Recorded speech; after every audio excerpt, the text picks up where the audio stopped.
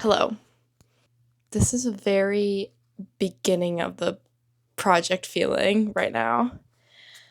So in 2025, I had a New Year's resolution, and nobody ever follows those.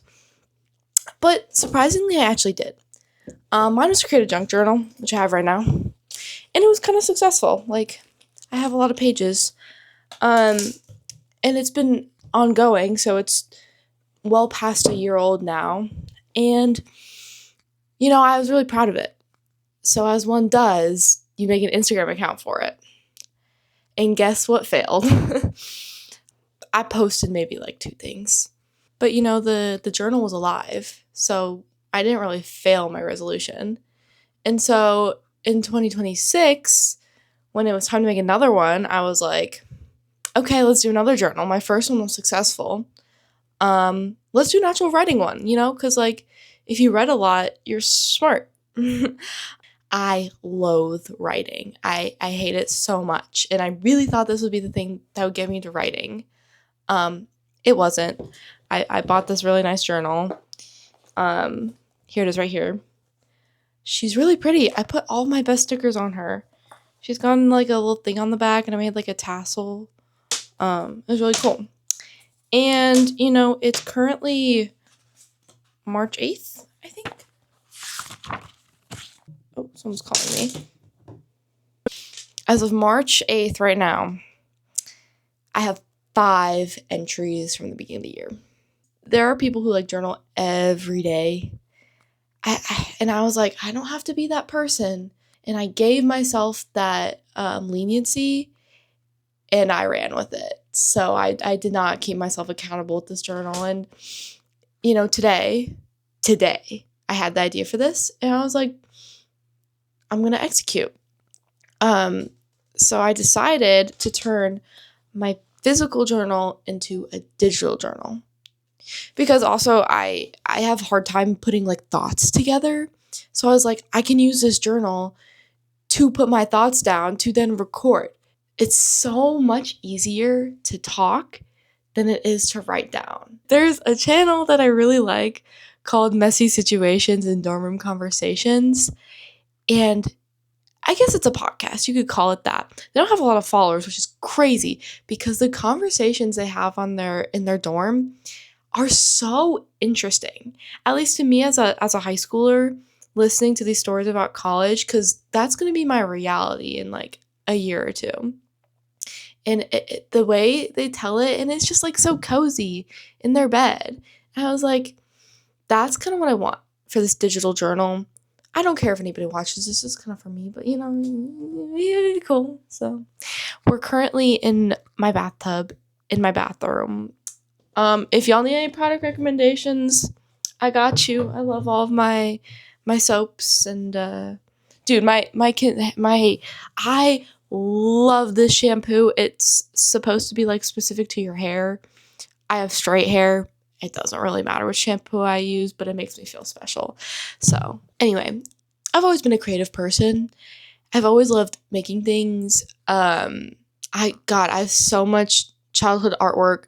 I have a lot of embarrassing sketchbooks. I feel like all of us have, all of the artists out there have tried and failed to do sketchbooks. And unfortunately, that era was during 2020 where everyone was online. So I don't think we're ever going to look at those. I think I've always been in love with digital media. I'm a youngest sibling. I have 2 older sisters, and they got phones before I did. I was like, dang, this is so cool. They can take it around, and they can take pictures of anything, wherever they are. And my mom, she's a photographer. She went to college for photography. She doesn't do it for a job anymore, but she's always taking photos of us as kids. At sports, at concerts. So I have a lot of photos of me. And being surrounded by like art like that, I think I didn't realize it when I was a little younger. I'm still young. I can't say that. It really influenced me, and I'm only now sort of stepping into that.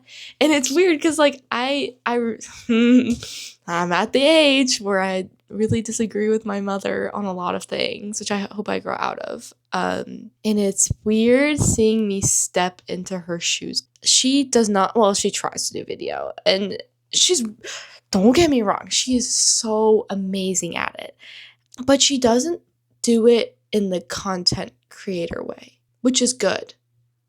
Or is it? I don't really know. I have a lot of respect for content creators, but I hate making short form content. It feels so icky. It feels so gimmicky. But I get why people do it. In middle school, you know when they give you those project options and it's like a grid and it's like, oh, make a comic strip, like, oh, write a play, make a video about whatever. I always picked the video option without fail. I loved making videos. I loved the superiority that came with good editing, you know? So I learned how to use DaVinci Resolve in like the 6th grade, which I feel like a lot of kids don't know how videos are made. Or maybe they do. I don't know. This is just my impression. I haven't met a lot of people who are familiar with any editing software. So I did that. And it was horrible, of course. No one's good first try. Maybe take everything I say with a grain of salt. I feel like everything I say is wrong, but I still have opinions. I posted some videos of the school projects, and they're all unlisted now. God, if anyone's watching this, like, first of all, whoa, thanks, you care, I guess. But you're not going to find those videos. They're really bad and unlisted. So the one that got the most views, I had a project about Canada, got 8 views. So I'm pretty famous like that. But anyway, after that, I realized I was so bad. I was like, I can't do this anymore. I'm going back to physical media. So girly started another sketchbook. Go paint some boots. But listen, everyone says hindsight's 20/20, but my eyes are impaired, so I have no hindsight. I'm in my bathroom in front of a camera. So let's talk about how this happened. Oh gosh, I feel like this is such an embarrassing story because technically my inspiration I shouldn't have even seen. Heated rivalry. I hate to admit it, but I don't want to seem like a fangirl, because that's kind of embarrassing. But when that show came out, I was the first person in my friend group to see it. And everyone else has gotten the memo, obviously, because it's really popular. It still is. It's March and it's still, like, alive, which is crazy because media these days is in one ear, out the other. I saw it, and I told my friends, like, you guys need to watch this show. So we had a sleepover, of course, and binge watched all 6 episodes. And then, naturally, of course, we watched Pride and Prejudice right after that. And I talk about how much I love this movie. And one of my friends turns to me, and she goes, you know, Jenna, if you ever become a movie director, please cast me as an extra in one of your period piece films. I really want to get one of those beautiful updos. I was like, huh. You think I would direct something? You think I would make something? In my brain, of course.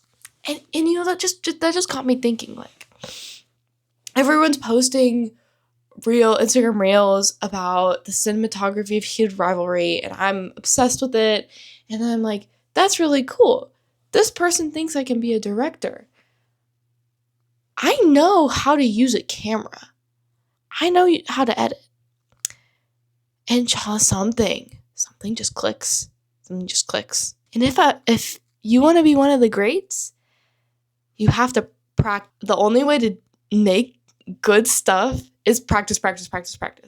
Like, no one comes out of again, grain of salt. No one comes out of the womb being able to make a masterpiece. So you gotta create so much. Like, say, like, even, like, not even, like, traditional arts, like, fine arts, like, If you're in band, you have to practice so much to get good. If you're in theater, like, you're not a good actor. You're not a good actor, you gotta practice. Even with dance, like, girl, you can't do a backflip. You gotta train that. So I'm in the train that phase right now. So within the realm of perfecting my own craft, like, you gotta be around other people who do things. So naturally, I signed up to volunteer at a film festival. I did that. They sent me an email like, yo, come to orientation, you're good. So I go to orientation, I've already put in all my details, I've already signed up for everything. I go through the whole orientation, get trained, only for them to give me a waiver at the very end, like signing off, like if I get hurt, whatever, but also confirming that I was 18.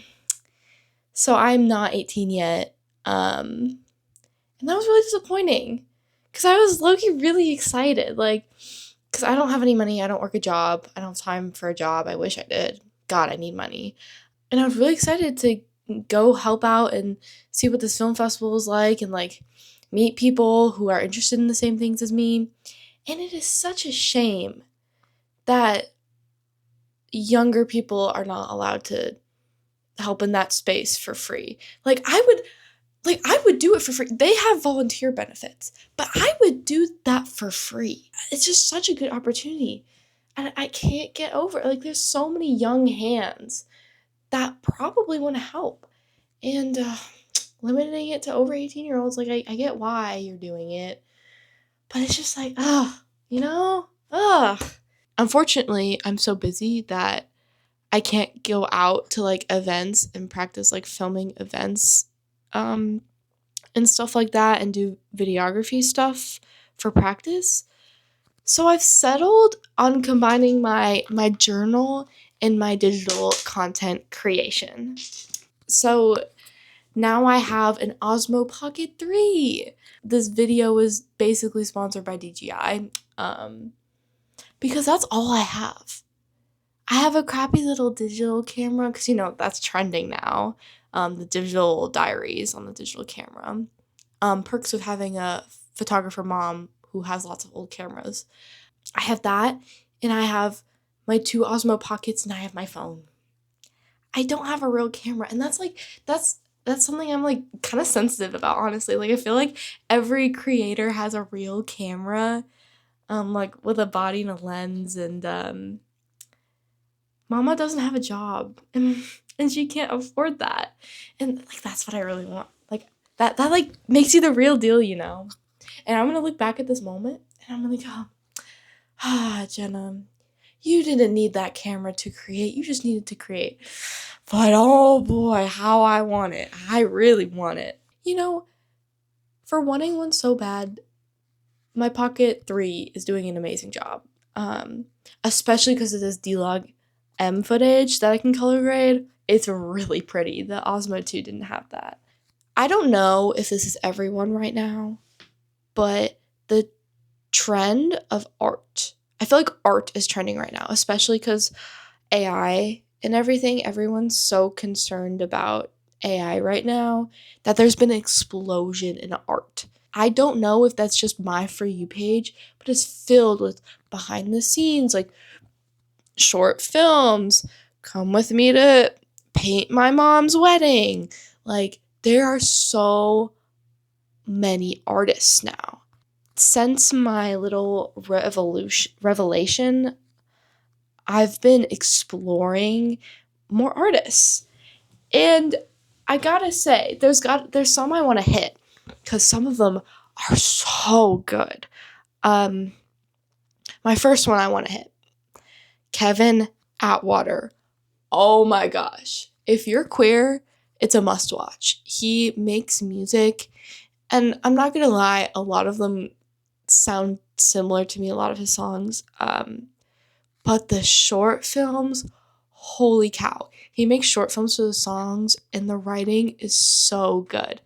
One of the reasons I liked Heated Rivalry so much is because it was so raw and emotional, and the fact that they can portray that on screen was like so shocking to me.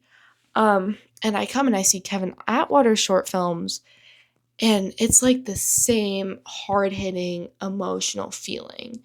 I've become a very emotional person recently, and I think it's because of the art I'm consuming. Like, I've become very hyper aware of emotions, and I'm kind of loving it. Like, people say being sensitive is a bad thing, but I love feeling deep. I don't know if that's just me thing, but I haven't been a Conan Gray fan for very long, but little merch reveal. No, I went to his concert in Atlanta on Friday.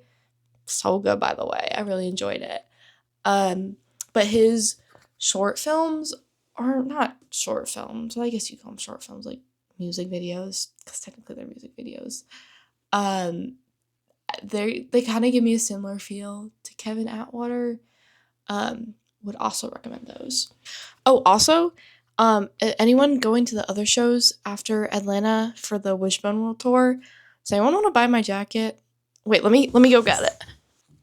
Like, I'm literally never gonna wear this again.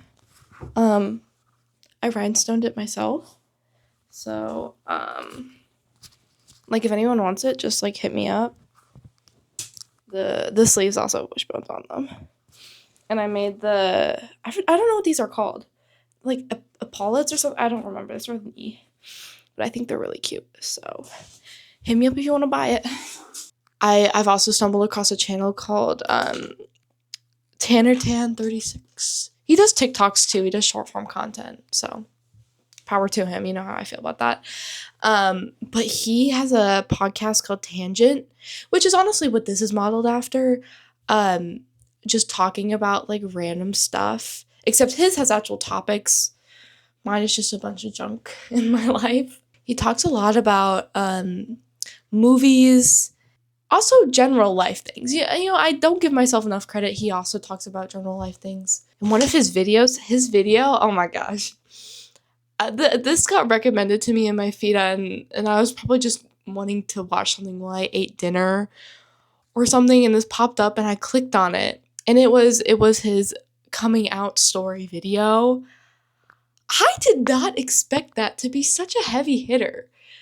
Like, I thought it was just gonna be like a funny, like, oh, my mom found me making up with some boy, like silly. No, he talks about like self-respect and worth and standards in such a good way. It like actually got me hooked. Like, I hate podcasts. Well, I hate podcasts about life. I'm impartial to all the other ones, like true crime podcasts. Not a fan. I can't do it. His emotional intelligence and the way he articulates himself is so stunning. Anyway, I've talked a lot about like art and what I like. But I haven't talked about, I've talked enough. I can save stuff for other episodes. Anyway, that's it for now.